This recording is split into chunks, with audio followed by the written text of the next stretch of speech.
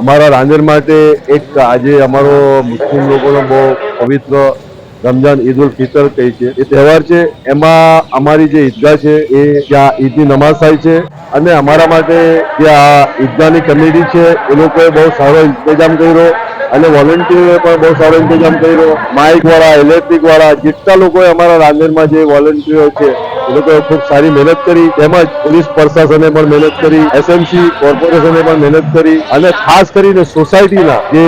હિન્દુ રહીશો છે એ લોકોએ પણ અમને બહુ સહકાર આપ્યો અને અમારા બકુરભાઈ પટેલ માજી કોર્પોરેટર તેમજ રાજનભાઈ જે ચેરમેન છે હાલમાં, એમના ફાધર છે, એ દર વર્ષે અમારા તહેવારમાં, ઈદના તહેવારમાં ઈદગાહમાં આવીને પોતે ઉભા રહે છે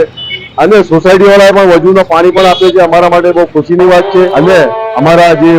મોટા મૌલવીએ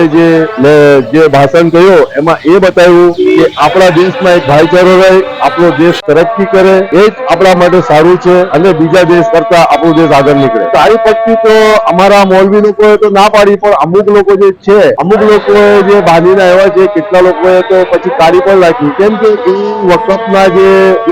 અફવાઓ તો બહુ ચાલે છે, વોટ્સએપ પર લાગી દે કે ભાઈ કાળી પટ્ટીઓ બાંધીને આવવાની, પણ અમારા મોટા મૌલવીઓએ ના પાડી કે ભાઈ કાળી પટ્ટીઓ બાંધીને નહીં જવાની, પણ જે વોટ્સએપ પર બને છે એ વોટ્સએપ થી ફરીને લોકોને ગેરમાર્ગે દોરે છે, એટલે અમુક લોકો પહેરીને આવેલા।